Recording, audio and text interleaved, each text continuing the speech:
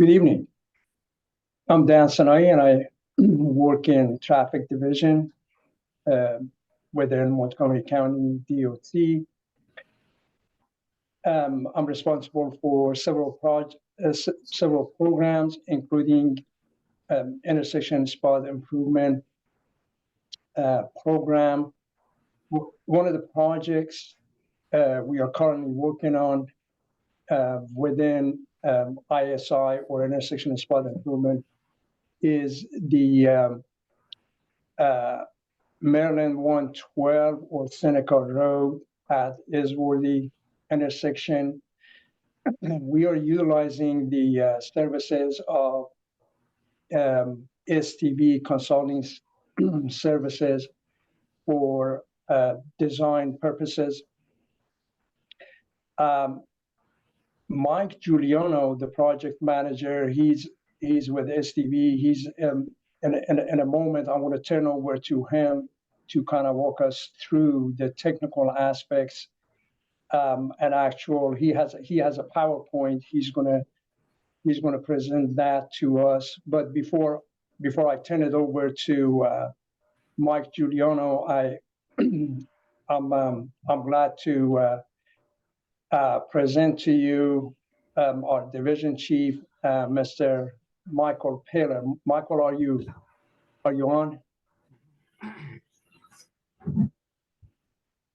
Michael, you're muted. Michael, you're muted.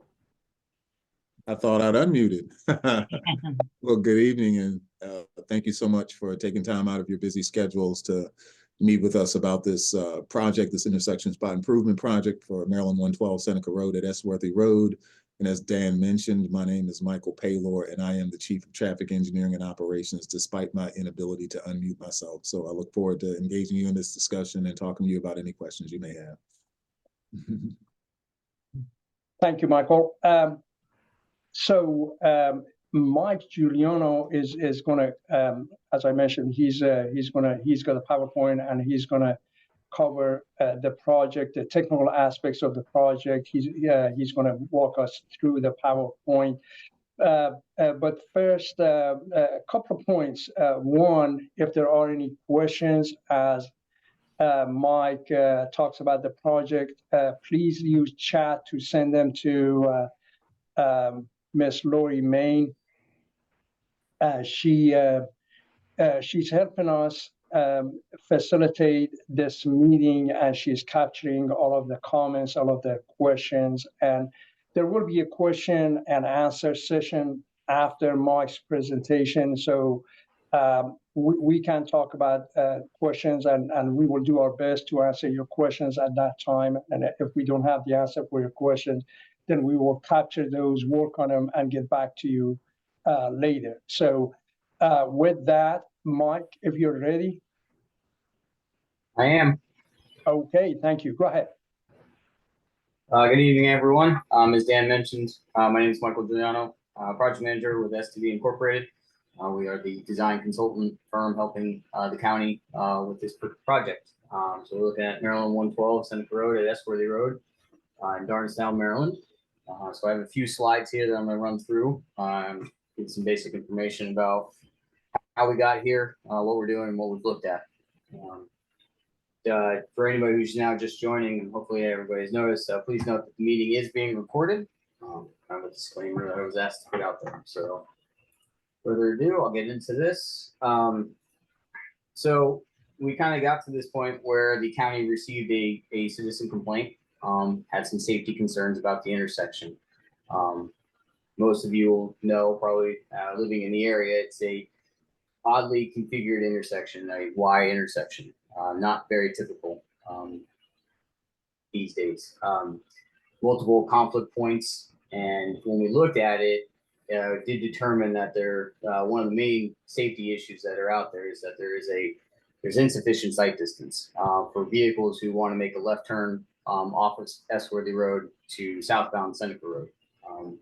You can see in the slide here, there's a photo. This is looking north along Maryland 112, right about where the westbound left turns would be making their movement from. The way the geometry of Seneca Road presents itself, there is a horizontal curve but mainly a vertical curve that is restricting the sight distance for this roadway. So one of the things that we looked at, us engineers, we like to gather a lot of data. So we did do some analysis. We got traffic counts, looked at speed data, and ultimately looking at crash history at the intersection. So we looked at a 5-year period, November from 2016 to 2020. Incidentally enough, we did look at more recent history up until about 2022. In that period, only there were 8 total crashes, 5 injury crashes, 3 property damage, mainly happening in clear conditions and during the day.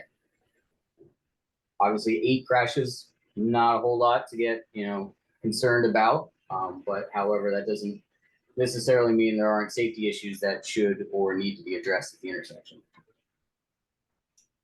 So one of the first things that we ended up looking at, and kind of the obvious thing, was taking it from a Y intersection to making it a standard T intersection, stop controlled for Esworthy. We also looked at, as part of that design, putting in a bypass lane for anybody who wanted to make a left from southbound Seneca Road to Esworthy Road. Number of different things that presented itself as to making that a design a little complicated. It did require a significant amount of right-of-way to be acquired along the western edge of Seneca Road to be able to provide a left turn lane and a through lane. It would have impacted a significant, there's a lot of grading. Many people probably don't realize that there's a significant kind of grading going on over there. It's kind of hidden by the tree cover that's there today, but we would have had to done some significant amount of grading, which would have extended our limits, kind of westward into the adjacent properties. But with this design, it didn't mitigate or fix the sight distance issues. It actually would make things worse. When you're looking at where you make a left turn today, it is roughly about 300 feet of sight distance. With a T intersection, that gets reduced down to about 200 feet. For Seneca Road being posted at 45 miles per hour, actually those requirements for sight distance is 500 feet. So T intersection really didn't help mitigate the sight distance issues or solve them. So then we kind of took a step back and looked at another option and kind of how we got to a roundabout.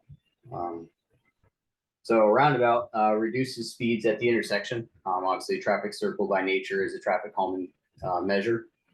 People having to slow down as you approach and navigate through the intersection. It does mitigate the sight distance issues by reducing the speeds along 112 as they approach the intersection. Improves traffic safety by reducing the total vehicle conflict points.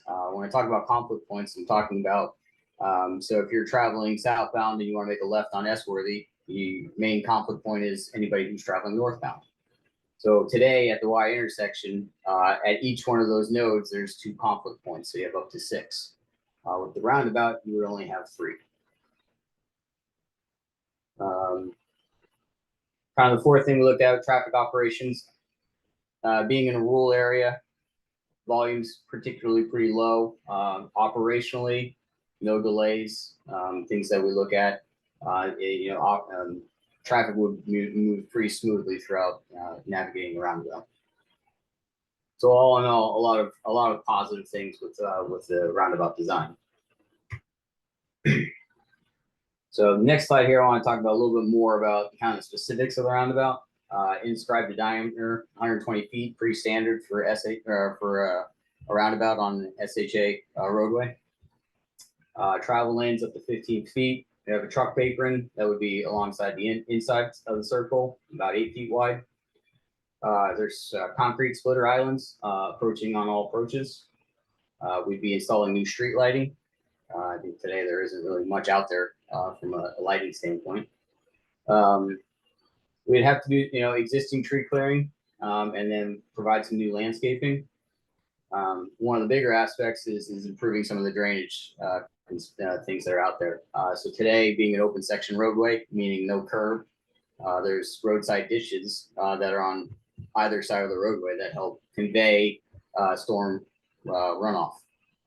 Those ditches today aren't really well maintained. We have heard of some drainage issues out there, so we'll be regrading those to make sure that those are properly functioning to convey any storm runoff. And then as part of the project, we would be meeting stormwater management requirements by installing the bioswale, which would be in the southeast corner.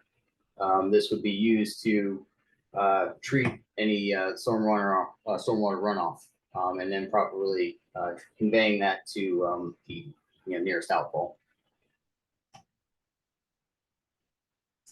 So design vehicles. So there are kind of two that we looked at, based on SHA's guidance, WB50, which you can kind of see here. 50 represents kind of the total length from end of nose to end of cab. So I looked at this to, along 112 Seneca Road, make sure that, a roundabout could facilitate a large vehicle navigating through it. Again, most vehicles are supposed to be using the roadway. The truck apron, that's pretty standard for all roundabouts, is used to help facilitate larger movements and, more important, particularly the back end, the cab, the rear wheels. So this figure kind of shows it navigating kind of well. The second vehicle that we looked at is Montgomery County's Fire and Rescue. They have a specific type of vehicle, their largest vehicle being it's about 47 feet long, but making sure that it can make all movements in all directions.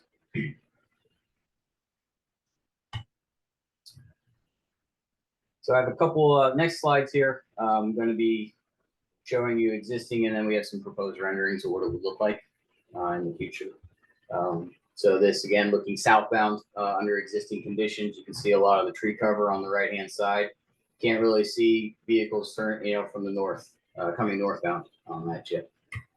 So in the ultimate condition, we'd be doing a lot of tree clearing on the right-hand west side of the intersection, improving things. Next one would be looking west along Esworthy Road. What it would look like in the ultimate condition. You can see the concrete splitter islands, more zoomed in approach. This would be typical for all three approaches. And again, looking northbound. So again, you can kind of see the horizontal curve, and then you can see the vertical curve. Can't really see vehicles coming from the southbound direction. But in the future, obviously, would be the roundabout being a little off-centered, helping improve that sight distance requirements.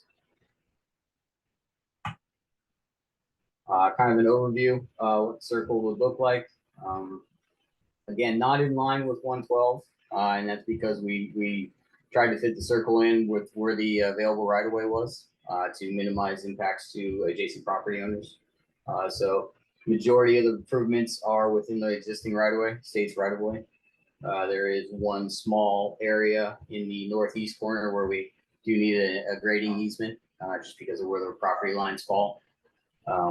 But everything fitting within existing right-of-way. Some utility pole relocations obviously would have to happen. You can kind of see those in this figure as well.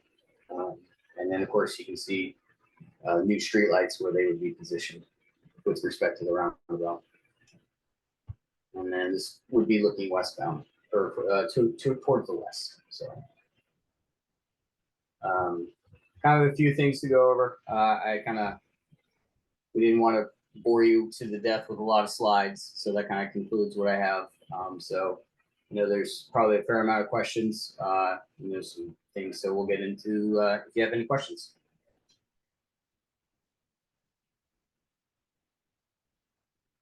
All right. We do have several people who signed up to provide comments before with their registration.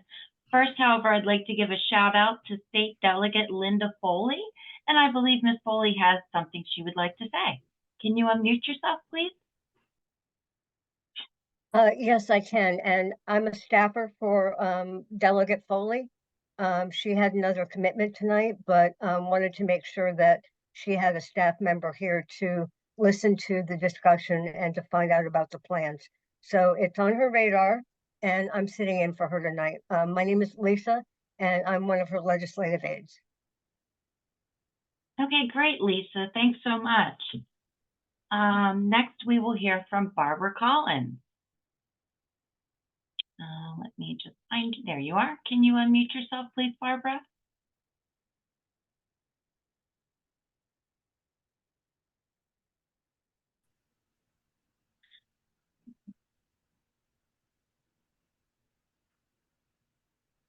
Barbara, are you here? Okay, we'll circle back to Barbara. I know she was having trouble logging on this evening. Next, we'll hear from Ben Nicholson. Let's see. Okay, is that working? Hi, this is Ben Nicholson. Good evening. Yes, we can hear you. Wonderful. Hey, thanks very much for the presentation. I live on Esworthy, and I appreciated the notice. So thank you to the county for letting our residents know, and thank you for the presentation.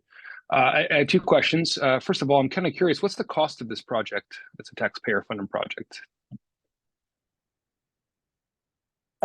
So we don't have the final cost at this point. We based on the scope, we are looking at somewhere between 400, maybe $500,000.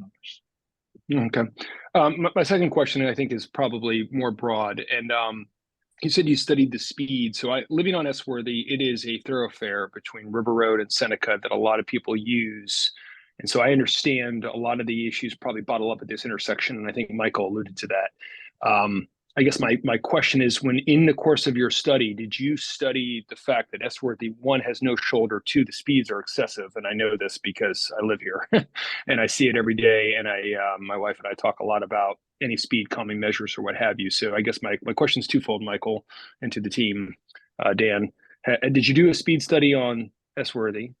Do you see this project having impact to that? Because going from a stop sign to a yield and a roundabout, you mentioned traffic calming, Michael. That's a paramount concern to the residents on Esworthy. So let me pause there. Thank you. Well, thank you. As far as speed on Esworthy, and not part of this project, I do know it has come to our attention. There is another section, our study section. Concern has been raised over speed along Esworthy, and I know that there has been some. I don't have the status. There has been some effort to look into that. Michael, are you? I'm not sure how much, if any, information has been shared with you by Mark and his team or not. If not, we can look into that and provide the information to you after this meeting.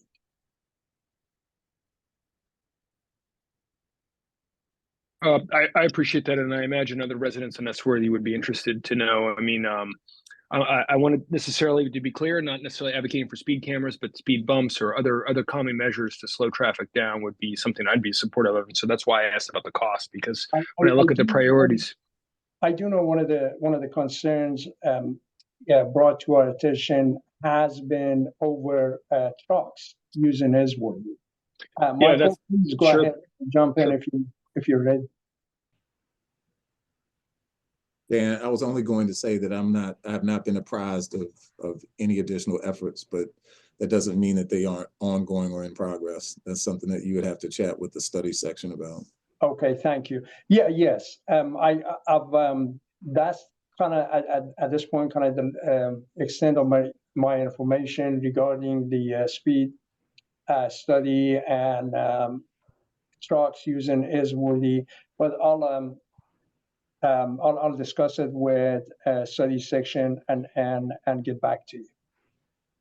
Yeah, I'll just say one last thing and I'll get off the mic because I know there's other people who want to speak, Dan. Speaking as a resident, my personal opinion is I think the speed on Esworthy is a higher priority. And if I had to spend my marginal taxpayer dollar on this measure or other things on Esworthy, that's where I would prioritize, but that's coming from a resident. So take my opinion for what it's worth and thank you for your time. Thank you. Okay, next we will hear, we have Barbara Collins. Barbara, let's see, you're at Kelly's house. There you go. Hi, I wanted to again review what the alternate options the county has considered. Mike? Yeah, sure. So I think we looked at a couple of different options. First being the first option that we explored was converting it to a T intersection, kind of a standard intersection. But as I kind of alluded to earlier, that presented a number of different cons associated. We looked at converting it to a T intersection, but then also adding in a bypass lane for southbound Seneca Road. Because of the vertical geometry along Seneca Road, there is a vertical curve that's about 125 feet north of the intersection. You can kind of see that here in this photo. That causes sight distance issues. So for Seneca Road at 45 is posted 45 miles per hour. Vehicles turning left from Esworthy onto southbound require about 500 feet of sight distance. Today, it's roughly a little over 300 feet. If we made it a T intersection and pushed where they would make that left turn from, it would go down to 200 feet. So not even half what would be required. Some of the mitigating factors, what you would have to do in order to meet sight distance issues is you would have to address the vertical profile of the roadway of Seneca Road, meaning we would have to cut into the roadway in order to smooth out the crest so that the sight distance can be achieved. When we looked at that, it's not inches, it's feet, and it's a significant amount of cut that we would have to adjust the profile of Seneca Road. It became costly, and the impacts to adjacent property owners would be far more greater. So that's kind of why we did not proceed to progress with that option. Thank you, Mike. Look at yeah, that was pretty much it. And you're not concerned that it would increase the speed, in fact? By removing Making it a T intersection would ultimately have would not affect the speeds on 112. It probably would increase speeds. With the roundabout, and we're going to be slowing people down as they approach the intersection. So it's actually more conducive to control speeds on 112. Right now, you have a speed limit of 40 miles an hour on Seneca, Route 112. on Esworthy. It's posted 45. There's an advisory speed as you approach the intersection, which reduces it to 40 miles per hour. Would a slower speed there help? So in order to meet the sight distance requirements, we'd have to reduce the speeds to 30 miles per hour. So you're looking at a 15 mile per hour drop, which wouldn't be. I think that's a great solution. Certainly going through Darnestown, you reduce it. Up on Route 28. It's less than a mile up the road. It's still slower. Well, I think the other aspect is that if we're talking about Seneca Road, which is Maryland 112, that's a Maryland Department of Transportation State Highway Administration facility. So they'd be the agents that would do that reduction and not the county. How is the county coordinating with the state on this idea of the circle?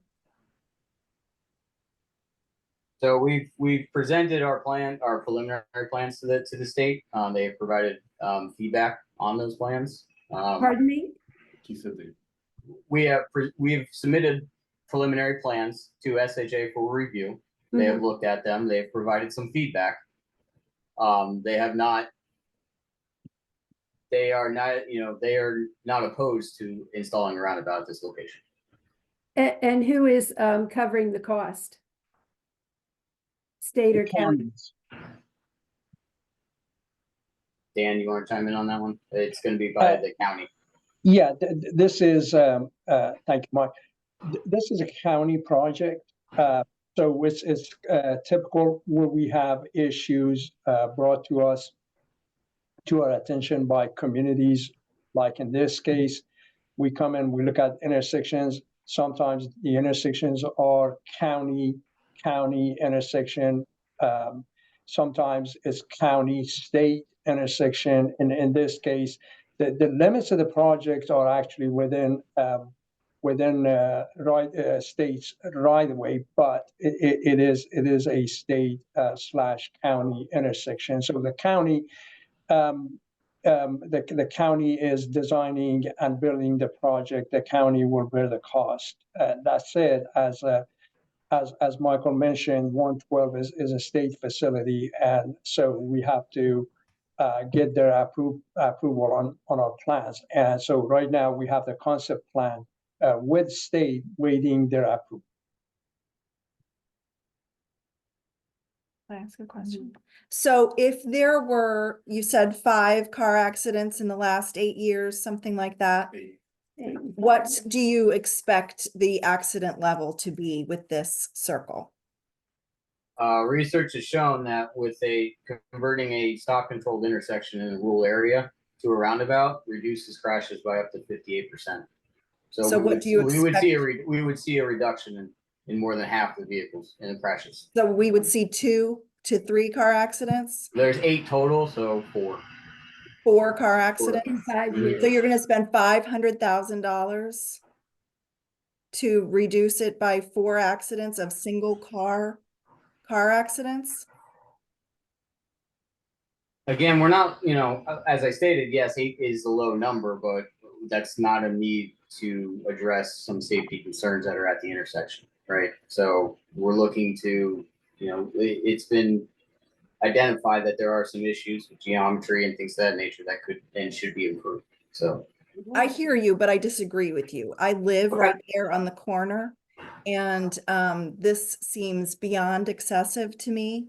And I don't feel that it addresses the speed of Esworthy Road and reckless driving that's happening on Esworthy Road. And if this is a county project, I'm not really sure what the big focus on Seneca Road is, which is a state road.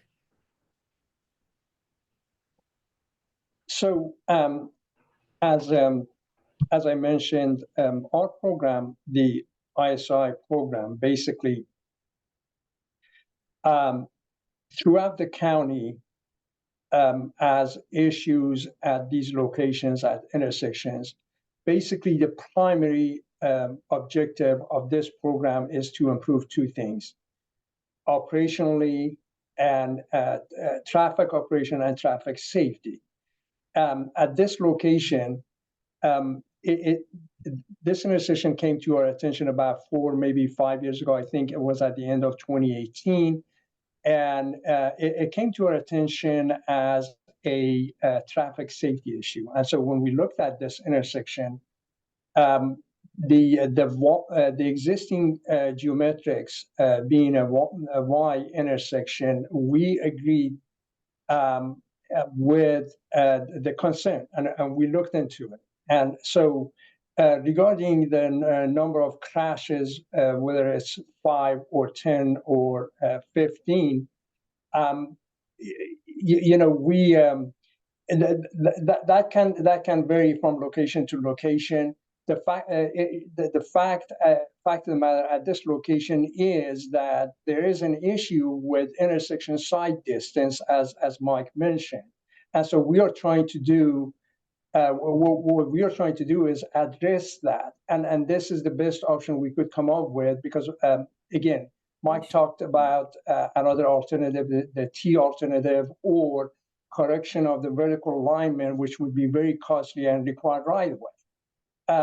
Now, this is one of the options that we are looking at, and engineering-wise, it's a viable option. And so 400,000 or 500,000, now the argument could be made, I guess, whether 8 crashes, reducing 8 crashes from 8 to 4, is that worth 400,000 or 500,000? But this, again, the nature of this program is we look at intersections throughout the county, and we try to improve traffic safety and traffic operation, and that's what we are trying to do.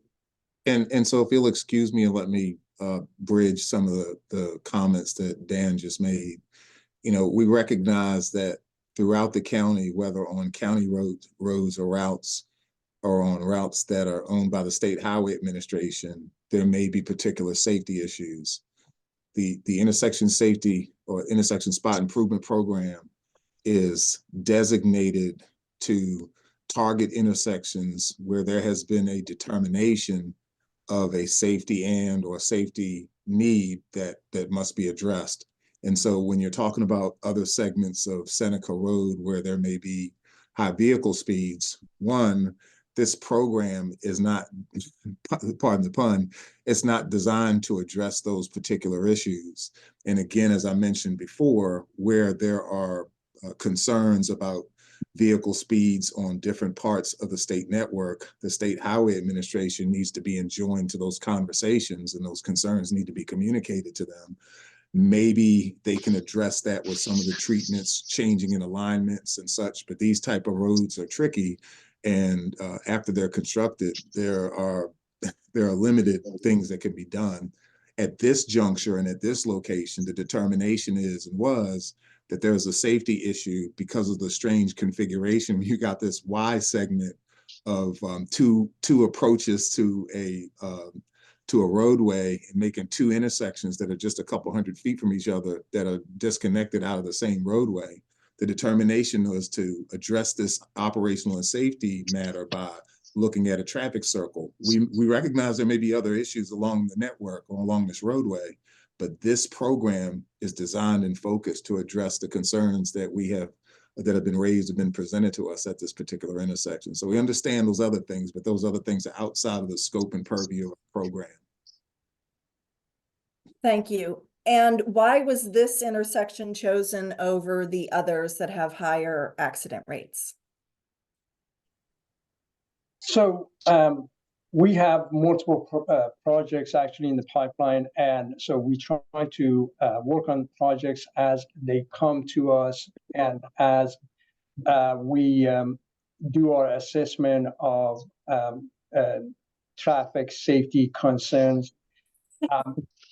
Other locations, if we are not aware of, and I'm not saying, I'm sure there are other locations throughout the county, there are other intersections that have not come to our attention. They may come to our attention over time. Some of them may have already come to our attention, and we may already be looking at those.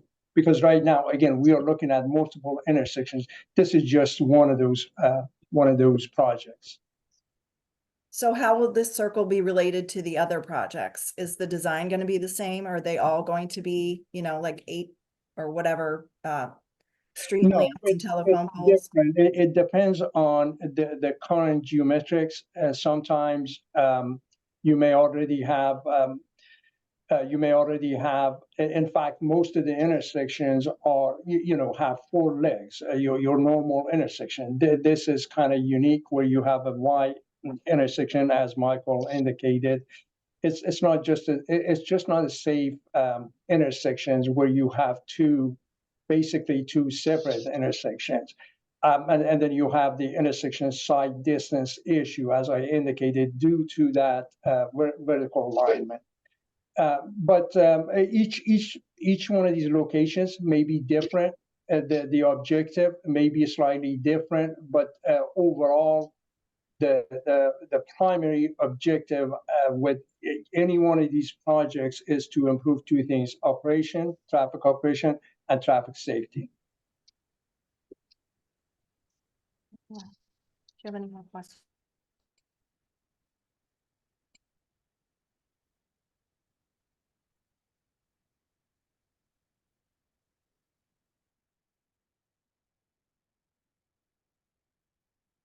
Hodges is next. He's not doing anything.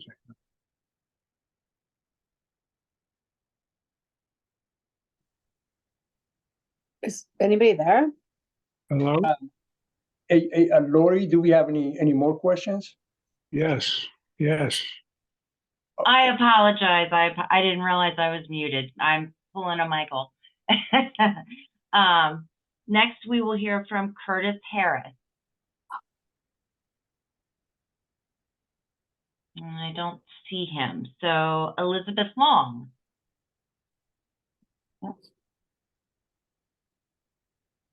Thank you so much. I want to tail end on the previous question, but to make it a little bit more specific. I think the previous person was asking whether or how are we prioritizing intersections within Darnestown, not within the county.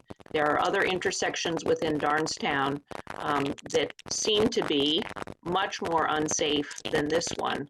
And is there a plan to take a look at them? Have they been looked at? How are they being prioritized? And why is this one in particular being focused on first? Well, thank you for the question. We are looking at this project again because it came to our attention in 2018. Other locations within Darnestown, as far as I know, we don't have any other project within Darnestown, but we would be happy to look at those if the community is aware of other issues at other locations and would like to share with us. Absolutely. Okay, next we will hear from Margaret McEwen.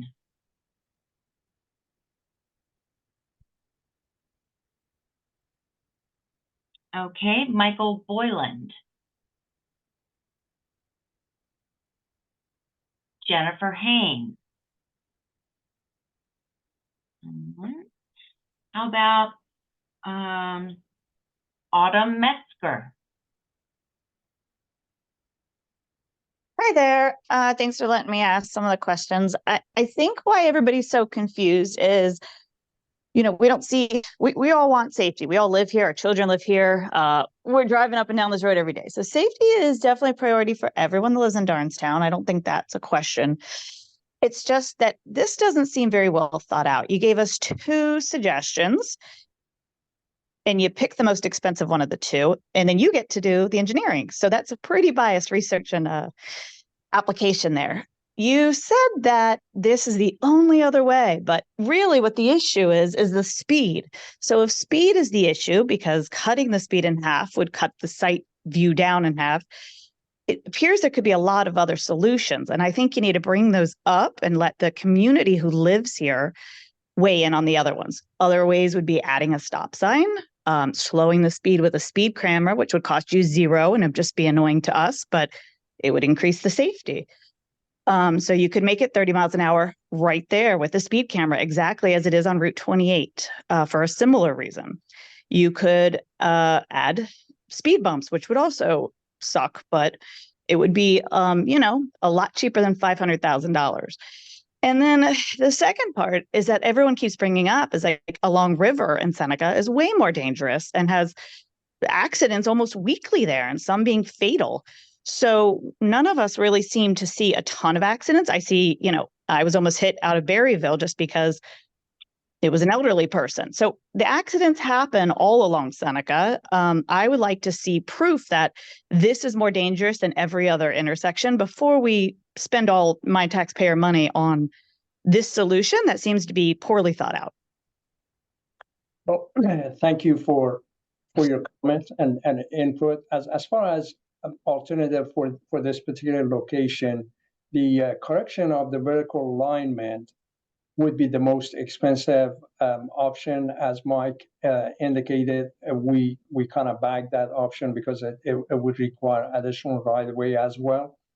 And as far as looking at other options like reducing speed and all that, as Michael indicated, 112 is a state facility, and any decision regarding speed to increase or decrease would be a state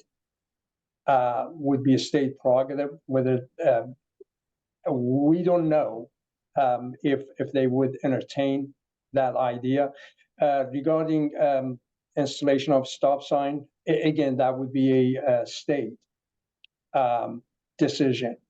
What we have done so far, as I indicated, this location came to our attention due to concern over traffic safety. So we looked at it, and so this is the option that we selected in comparison with a T intersection, which would have been maybe slightly less expensive, and also the vertical alignment correction, which would be the most expensive alternative.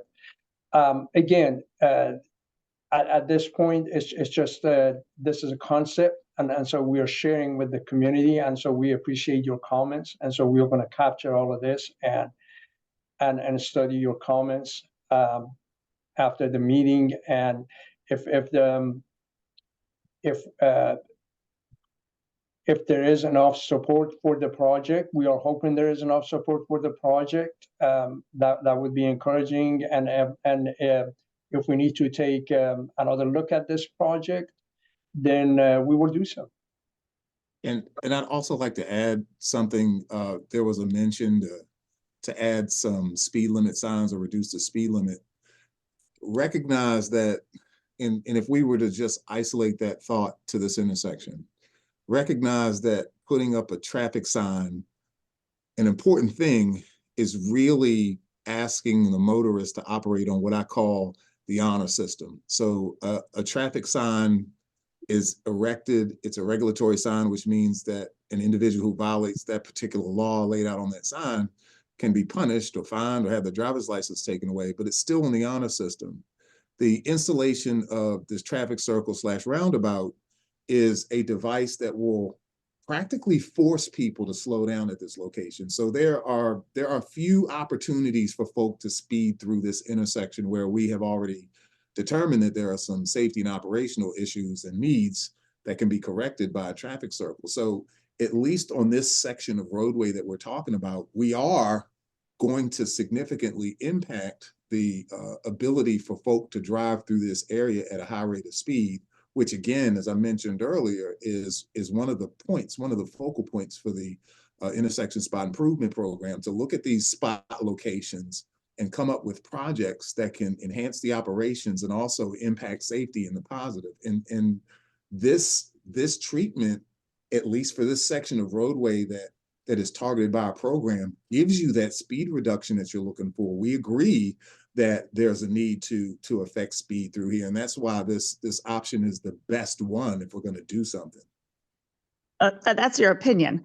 So you're telling me though, right now, not my opinion. Traffic you're circle, telling, wait, you're telling everybody on this call right now that the speed cameras don't reduce the speed in Montgomery County. They have not affected the safety and I'm the telling slowing you down? that speed cameras are under the jurisdiction of the police department, not under the traffic engineering division. So if you want a speed camera, so we should start conversations with other people that also have a say in this. The fact that you guys are saying that you haven't talked to the states is just showing the laziness and how you want to spend money. We did not That's say that. exactly what he just said. He just said we'd have to talk to the states. Well, then that is. No, he said you would have to talk to the state about getting them to reduce the speed limit. However, he also said that if we elected to, or if any agency elected to change the vertical profile, which means lower the road so that the sight lines could be better, that's a far more expensive project. And if that was something to be entertained, then the state highway would entertain it. And you and some of your compatriots on the call said you don't want money spent, or a great deal of money spent, for some of these improvements. And that's a big expenditure, which Mr. Sinai was trying to explain to you. This $500,000 is not a drop in the bucket. It is a lot of money, but it addresses, at least at this location, at this spot, it addresses your safety needs. It addresses your speed issues that you bring up. Some of these other improvements are asked, yes, they have to be funneled through other agencies or organizations. But from our standpoint, in the context of our program, this is the solution that gives us safety and speed reduction in the operations that are needed here at Esworthy and Seneca. Thank you, Michael. Next, we will hear from Margaret McEwen. Let me just find you, Margaret. There you are.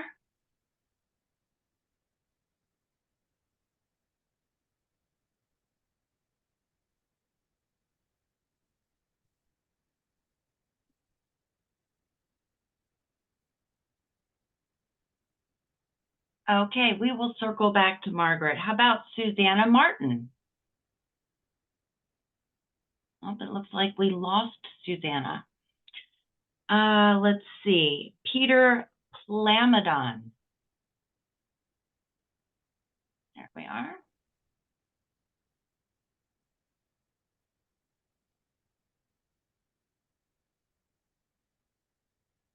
Okay.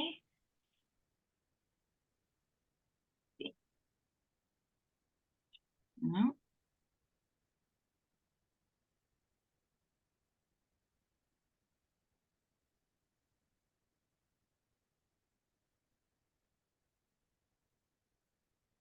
All right, let's go to one of the hands, and then I will find the next person. Next, we'll hear from Paul Klee. Okay, great. Thank you. And Michael and Dan, thank you for your presentation tonight. We really appreciate all your ideas you're sharing with us. But as you can hear from some of the folks that live along Esworthy, obviously speed and cut through along Esworthy is a major issue. So I just want to strongly encourage you guys to communicate and coordinate with the residents along Esworthy how to reduce speeds along that entire road. I think that's going to be an important factor to consider in the future. Also, you talk about other intersections. There are other intersections in Darnestown that are unsafe. And another one that I just want to point out is Route 28 in Turkeyfoot. That's a dangerous intersection that probably needs some attention as well.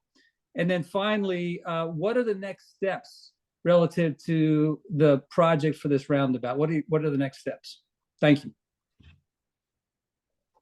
Well, thank you for that comment and question. As far as next steps for this project, as I indicated right now, we have the concept plans submitted to state. We are waiting their review and approval. Assuming state approves and the project stays on track, basically it goes to through actual design and completion of design, and then finally to construction. So right now, we don't have our tentative schedule. Let me put it this way: our tentative schedule, depending on when state actually completes their review and approval process. Our tentative schedule is to take the project, I think, to construction sometime and maybe late fall of 2024. As far as other locations within Darnestown, I think you mentioned 28 and Turkeyfoot. So right now that is not on our list, but we will take a look at that. Could you? I'm not familiar with the issues at this location. Has not come to our attention yet. So what's the main concern there?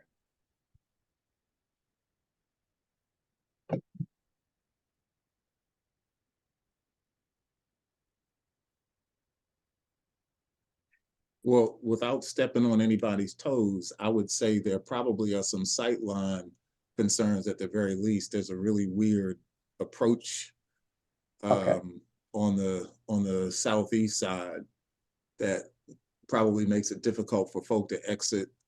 Exit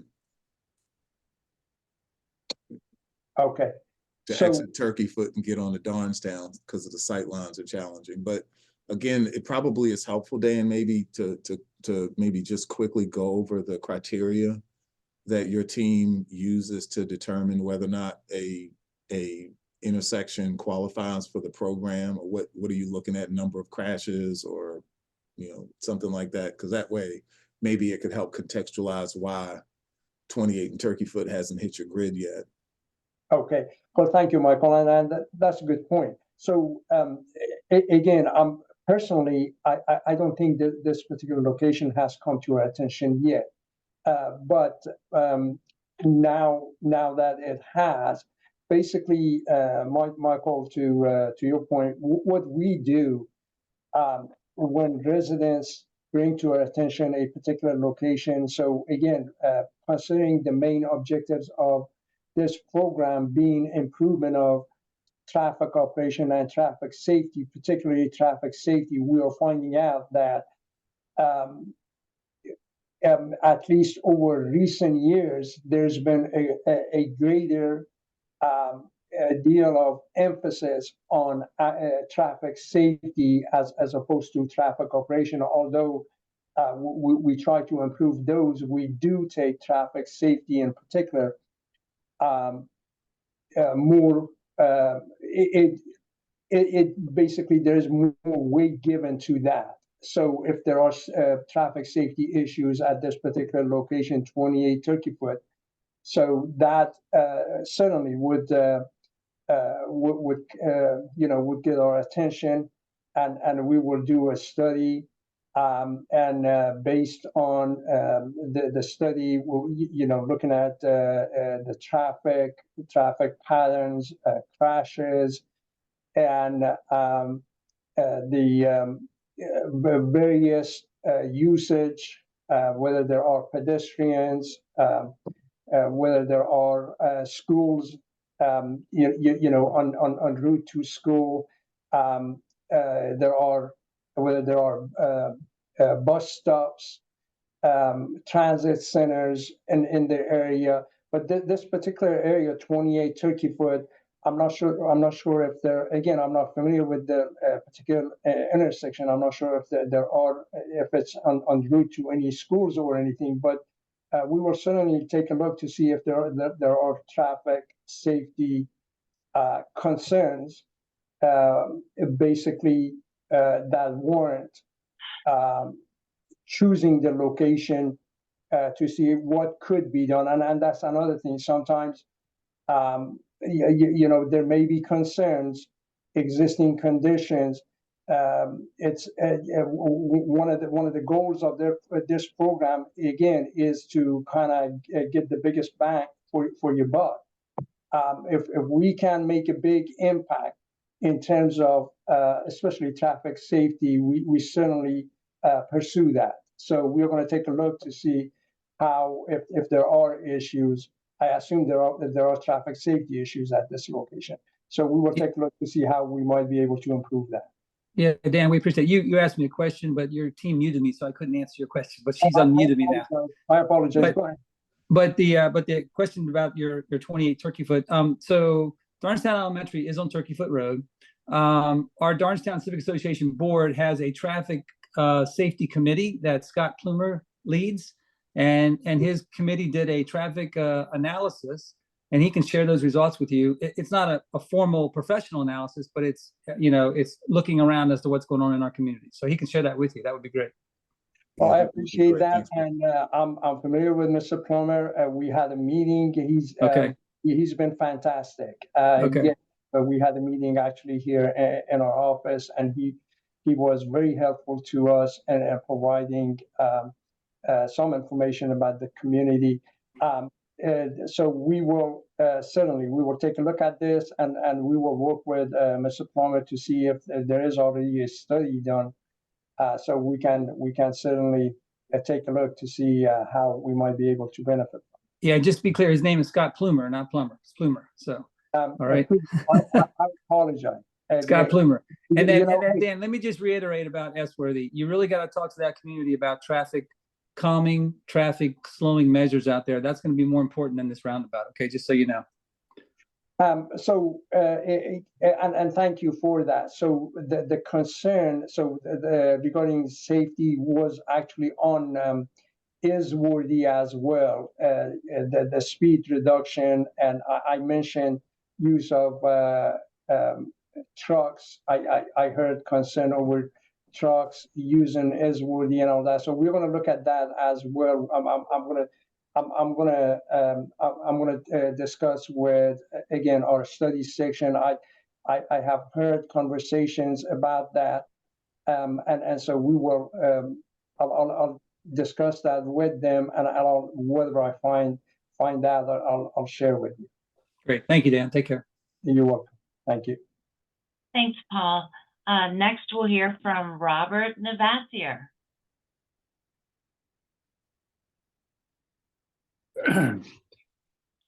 Good evening. Can you hear me? Yes. Okay. We have lived within 100 yards of this intersection. We live on Seneca Road for nearly 53 years. So we're quite familiar with the intersection and the traffic issues there. I would point out to the gentleman from the county that you are undoubtedly aware of what's the county having commissioned a study of the intersections and roads around the county which require improvement for safety reasons. It resulted in a report entitled Predictive Safety Analysis. And in that study, there were 200 sites in the county which they felt through the study required some amelioration. This intersection was not one of them. They also made recommendations about how certain types of improvement, one of which was a mini roundabout. And again, this intersection was not on that list. So my question for you is, what is the impetus for this? You say you were concerned about it, but the countywide study indicates that this is not a major concern. Second, and finally, we went down Turkey Foot the other day to look at that mini roundabout. As we have approached and began to yield, a car came from our right without even stopping at the yield sign and burst right through into the mini roundabout and went zipping off in the opposite direction. So there's no guarantee that a roundabout will slow people down. And it's as much a honor system with the yield signs or stop signs as it is with anything else. So we object strenuously to the expenditure of an extensive amount of money on something that is really not necessary. To reduce a number of accidents from 8, only which 5 involve automobiles, to half that is certainly not worth $500,000 of our tax money. Thank you for the opportunity to speak. Thank you, Robert. Thank you. Okay, next we'll hear from Amanda Toon. Hi, I was listening in and I have to say I was pretty amazed that after hearing one person say that they believe Turkey Foot intersection is a problem, that you jumped on and said, great, we'll do a study. So I have a feeling that in a few months we'll be talking to you about spending $500,000 on that intersection. So my question to you is, well, I have 2 questions. The first is, when you found out about the Esworthy intersection being a problem, how many people actually complained about it that put this on your radar? So as excuse me, as I indicated, this came to our attention back in 2018. So again, most of these projects come to us basically through communities. So communities voice concern over traffic safety in most cases. Sometimes it's so did you get a petition? Did one person email you?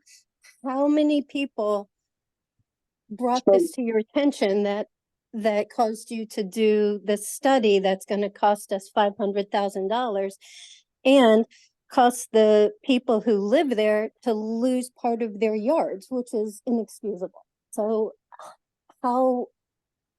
how many people have an issue with this intersection? I don't know how many people have issues with this intersection. It came to us in 2018 as a traffic safety concern. So one person could have emailed you and said, we have a concern about this intersection, and you did the study. But you haven't actually reached out to the people living around there other than this meeting to find out if this really is an issue. Because it sounds like, it sounds like the people who live there, I'm not one of them, but I've been on this call and I'm hearing them. And it sounds like they know what the deal is. They live there every day and they're not for this. And then that's fine. And then that's fine. I appreciate that comment. Again, not everybody's for every project we do. We don't get a petition for intersection and spot improvement projects that we do. So there are some programs for example, streetlights. There are reasons for that. We ask for a petition when a streetlight is installed. But for intersection and spot improvement projects, because of traffic safety aspect of these projects, When it comes to our attention, we take a look to see if there is an issue, and if there is an issue, how it might be addressed. And that's where we are with this particular project. So we have reached out to the community, and so we are getting input. We have not spent the $500,000 yet. And again, there are issues here. Now, the question is again, as I indicated earlier, some people may argue that 8 crashes reduced to 4 crashes, and the level or extent of injuries or damages may not be worth $500,000. That's another argument. And it's Ms. Toon, and just like Dan mentioned earlier, and you kind of sort of walked us into, this is the time of this potential, this project where we're enlisting the comments from people who may be impacted positively or negatively by this effort, so we can get your input so that you can tell us to go pound sand, or you can tell us to advance the project. So this project isn't a done deal. And that's why we're soliciting comments and input at this time, so that you can tell us what you think about it and give us your feedback, so we know how to progress or how to move forward or not. Okay, so I had originally raised my hand because I had a different question, but as I was waiting for my turn, you kept talking about that. It brought me to my question about how many people in the community really felt that a roundabout was needed there. My original question, which I couldn't get to the meeting right on time, you may have already mentioned, is the size of this circle. How is that going to compare to the one at Pravilla and Turkey Foot? Because that is the most ridiculous circle I've ever been on. It is so small to drive through and drive around, and there's a huge area of grass in the center. It's almost unsafe at the angle. You have to stop and turn a large car or truck just to get onto the circle. So how is this circle going to compare to that one? I don't know if Mike or Dan has measured the radius on the Travilla Turkey Foot circle, but that circle is about 80 feet in diameter. This is 120, so this one is about 50% larger than that one at Turkey Foot and Travilla. So is the interior where the grass is that the part that's going to be larger, or is the actual driving area going to be larger? Well, if you're talking about the entire diameter of the circle, the driving area of the circle will be wider, so it'll be a bigger circle for vehicles to navigate the roundabout than the one at Travilla and Turkey Foot. Okay. Not happy about it, but okay. Thank you for your time. I worked on the one at Travilla and Turkey Foot, and I had sent some of the folk that had, it was part of a development project. So let me rephrase that, because I didn't work on it, but I was responsible for taking a look at it and assessing whether or not it was large enough to accommodate the vehicles that were expected to use it as a result of this development project. So it wasn't my project, or it didn't come from DOT. It was a recommended improvement. And I have video of dump trucks towing backhoes. So you're talking 2 or 3 axle vehicles plus another 40 feet of trailer and heavy equipment that navigated that roundabout.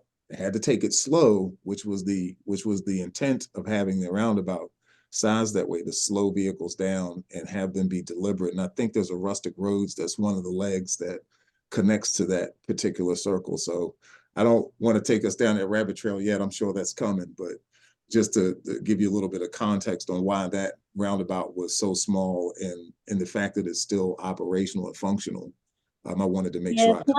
Functionals is maybe not so. Yeah, I live off of that other tail of that circle, and it's ridiculous the angle that you have to come and turn to be able to get onto the circle. It doesn't work well, and I wouldn't want to see this one at Esworthy end up like that. Thanks, Ms. Tooney. Thank you, Amanda. Next, we will hear from Dan Dean. Dan, can you unmute yourself? Yes, can you hear me? Yes. Okay, great. Hey, this has been very interesting. Thank you for this forum, and thanks for allowing me to speak. I'm a 23-year resident, just about a couple hundred yards north on Springfield Road from where this project is supposed to go. A couple of observations. Earlier, Autumn Metzger mentioned about the intersection at River and Seneca, and I completely agree with that. That intersection is very bad. I've come across 2 accidents myself at that intersection, one of them involving what appeared to be a school bus. I'd say that that one is far more dangerous than this intersection has ever been.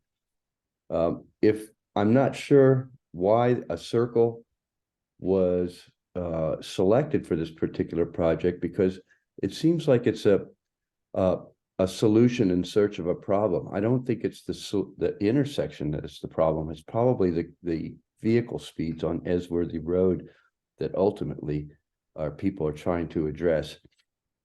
But anyway, the one thing I did want to mention, though, when I saw the images earlier of the proposed circle and the improvements made to the area, I noticed towering traffic lights, or not, I'm sorry, lighting in that area. I've driven through this intersection probably daily for the last 23 years. I don't know if there's any existing lighting there. There may be 1 or 2 lights, but if you're thinking of installing huge towering lighting out there, won't that impact the folks who live right there on the corners where they're having lighting bleeding into the house all night, when there previously there really wasn't much of anything? Thanks, and I'll listen for a response. Well, thank you for your comments, especially regarding the lighting. It happens to be another one of my programs. We install new lights. We improve lighting conditions throughout the county, again, based on requests from county residents and or studies that identify safety issues that require lighting improvements. What we do, our lighting, I understand sometimes depending on the orientation, the size, the type, the mounting height, there can be issues with glare. We do work on a case-by-case basis to address those. So certainly, if there is glare issue with any one of our lights, be it a county-owned light or even Pepco, there are Pepco poles here. We work with Pepco to help address glaring issues with light. So I understand the comment is valid, absolutely, and so that we certainly work to address glaring issues when it comes to lighting. We have captured your comments regarding speed. I appreciate that. Certainly, many other on this call have shared basically the same concern over speed. Also regarding River Road at Seneca, that's a state intersection. So now it has come to our attention. I'm not sure exactly what the issue is there, but we will certainly share with state to see if state has any plans to do any improvements. and or if there is anything county can do to address those concerns. Thank you.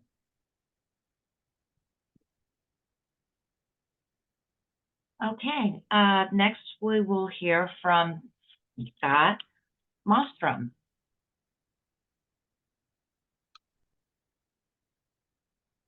Hi, can you hear me?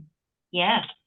Great, thank you. And thank you all for the presentation tonight. I'm president of the Darnestown Civic Association, and I think I just want to make sure everyone's aware the DCA has no position on this. So I'm not going to provide any direct comments, and I don't have any direct questions on this intersection. But what I do want to do is reiterate some of the concerns that our communities voiced over the importance of this particular intersection. And I think what we would really like is to be able to sit down with you and talk through the priorities for the intersections that you have the ability to affect within Darnestown that we know as a community are the most troublesome, that we've requested traffic studies for. We've requested traffic studies for Turkey Foot, for Jones, and we're not getting the results back that speaks to the concerns and the anecdotal experiences of our residences, so of our neighbors. So I think it would be very helpful if we could sit down and talk about where we have county intersections, or at least a county and state intersection like this. We have about 4 to 6 in Darnestown, and you've met with Scott Plumer about some of the details on this so that he understands. But the roads task force that Paul Klee alluded to earlier does have feedback from our community from about 2 years ago, 3 years ago. So I think we all as a community would feel a lot more comfortable going into some of these conversations if we felt like we had a plan for Darnestown to address the intersections based on priority. So if there's any way that the DCA and our roads task force can help do more of that with you, please let us know. Well, thank you very much. I'm going to take you up on that offer. Absolutely. So if there are other locations, I've heard Turkey Foot, Turkey Foot, Travella, Turkey Foot, 28, and now Turkey Foot, Jones. So absolutely. So comments and experiences that the community can share with us, I think would be valuable to us. And Michael is still on this call. I think we would be happy to sit down and look at some of these locations that have been mentioned on this call to see to sit down with with DCA. And see what the issues are, what the concerns are, and if there is anything the county can do to improve conditions. So, Michael, do you want to add to that? Yeah, I would say that if the intersections in question, and there seem to be quite a few of them, are attached to Darnestown Road, the primary entity that would need to be at this meeting to field those comments would be MDOT-SHA, would be the State Highway Administration. It would probably be extremely difficult. Well, let me rephrase that. It would be extremely difficult for the county, our office, this program to look at a corridor-wide improvement such as what Scott might be mentioning is in the need, and that's something that would definitely need to be put at the doorstep of the entity who is the owner and maintainer of the state roadway. So we'd be happy to participate in that conversation, but I believe the primary participant needs to be the state of Maryland. That's a great point, Michael. Thank you. Yeah. Okay. All right. Wonderful. Thank you. And the last thing I just want to add is, one more thing on Turkey Foot, and we had a traffic study that we recently requested, and it came back recommending no changes to that intersection. But that's one of those intersections where the volume of commuter traffic that we have on Route 28, both morning and evening. Darnestown Elementary is right there, and it is without a doubt anyone that is dropping off a kid or picking them up in the afternoon, and school buses. It's the most stressful intersection in Darnestown. So, I don't know how we try to figure out the evaluation of some of these intersections, or maybe it's the timing of when some of these traffic studies are done. But there are definitely some big concerns that we have. But anyway, thank you very much for your time. Really appreciate it. Thank you. Yeah, thanks, Scott. Okay, next we'll hear from Murtis Brame.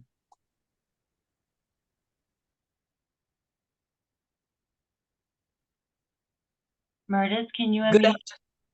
Good evening. There you are. And thank you for letting me comment. I may be a lone voice with respect to this project, but I was quite encouraged to see it as a possibility for the community. I've lived in the community a long time, more than 40 years, and I am one of those people who's had a near miss at this intersection. And I want to tell you that although there's been 8 accidents tracked, if you've ever been near one, you'd feel it to be important. That's not to say I want to debate which intersection is the most dangerous here in this community. But when I saw this project, I thought, oh, this would be wonderful, because while there are speed limit issues we are talking about, I thought perhaps if we could slow traffic at this intersection, it might lead later, even at the same time, to some additional slowing of the speed.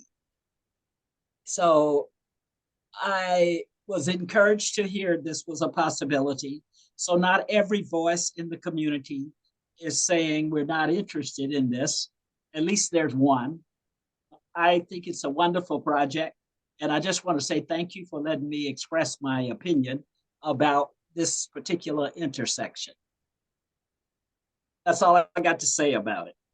Thank you very much for your input. Thank you, Murtis. Next, we'll hear from Carol Allen. All right. Thank you very much, Michael, for presenting this option to us. I want to stick to this particular intersection, and how are we going to move forward as a community, expressing our love or hate, Michael, sandbag it, for this intersection? How do we move forward from this?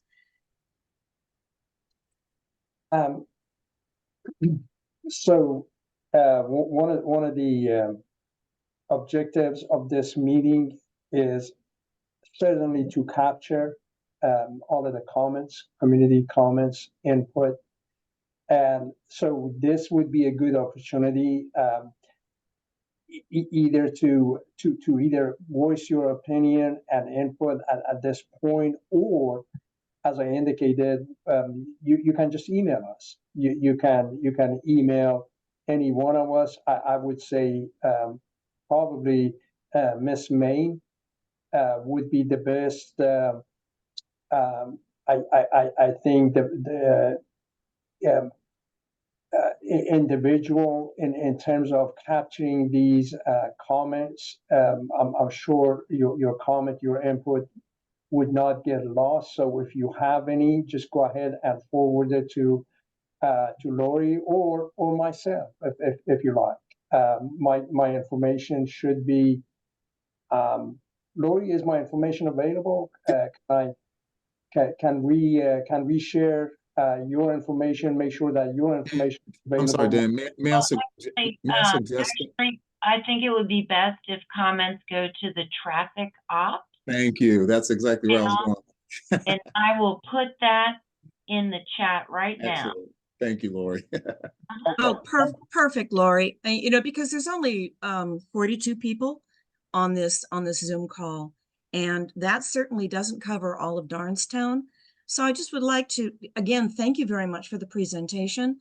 And I think now that Darnestown residents have to think about where we want to go from here. So I thank you very much for your time. Thank you. Thank you, Carol. Next, we'll hear from Vinny Malik. Good morning. How are you? I am well. How are you? Good, good. Thank you for allowing me to chime in. And I've been a resident of Darnestown for close to 20 years. And now I'm a parent. And one of my bigger concerns is which rest of the folks have addressed, is Turkey Foot and 28 near Darnestown Elementary. I have a 5-year-old. I don't know how many times I've had a near miss, T-bone, whatever it was, just bad intersection. In addition to this question is, what other solutions is the county or state or DOT exploring and working with the DCA, with our wonderful president, Scott, and Scott Plumer, that we can really fix these solutions? Whether it's our newborns coming into kindergarten, not newborns directly, or the older ones going to various other schools in the area. So, instead of just make a circle, let's do it, $500,000, done. No. Address all the solutions, explore options. That's my concern.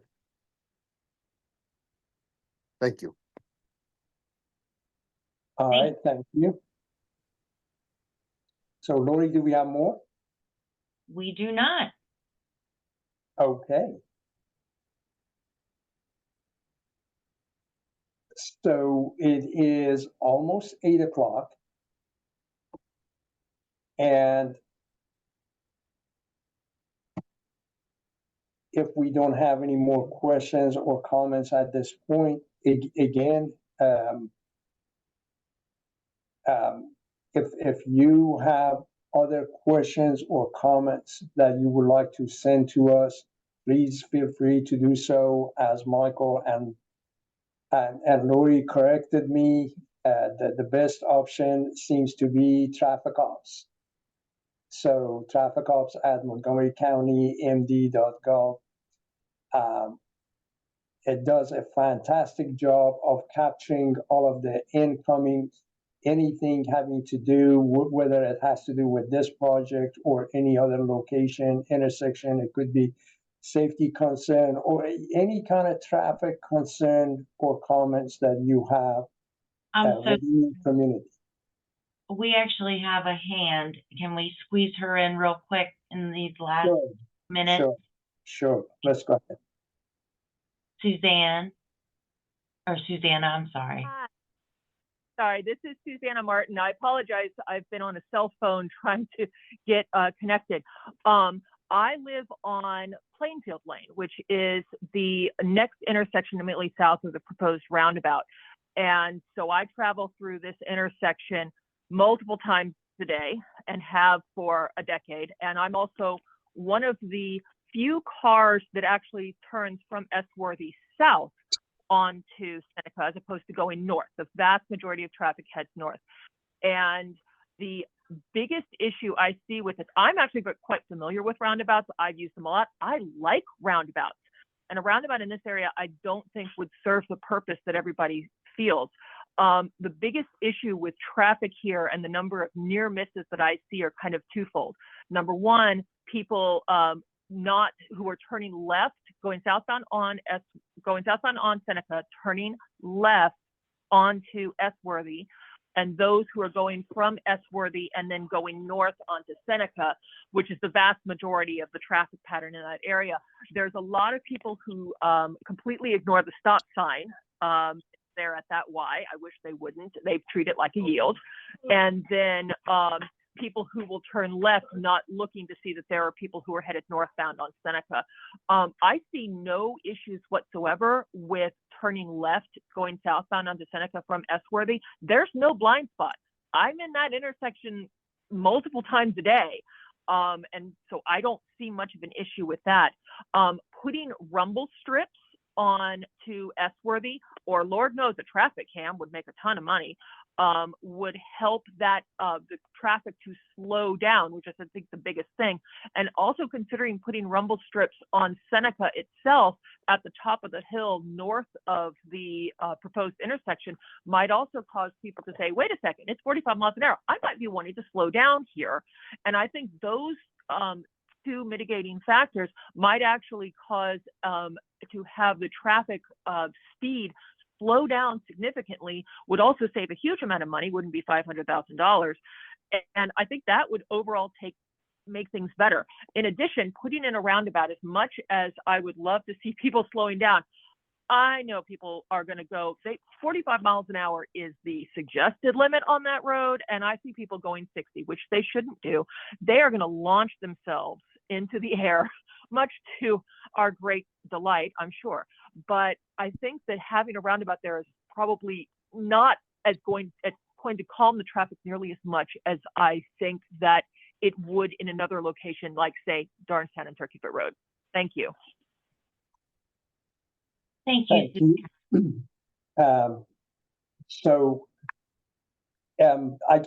I guess that was the last comment. Dan, before you wrap up, I just want to say this just so we can make sure we conglomerate all your comments, because we had this meeting to talk about Seneca and Esworthy, and it has, I shouldn't say morphed, because we anticipated that folk on this call would want to talk about other roadways or intersections in this corridor.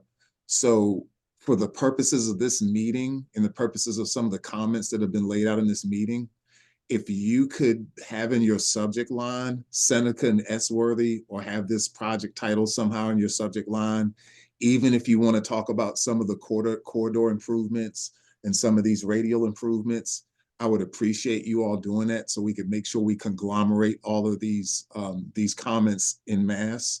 And then as we look at each comment and see what you said, and we note that some of them deal with this other issue where we've committed to meeting with the DCA along with the State Highway Administration, we can yank those out and put those in different bins. If that's okay with you all, I'd appreciate that. It'll help us a great deal, because traffic ops is inundated with thousands of pieces of communication. And although we are pretty adept at sorting it out, it'd be better to have everything conglomerated. So if you could do that, and of course, I'll tell my staff to be on the lookout for it. If you could do that, I'd so appreciate it. It would help us out a great deal.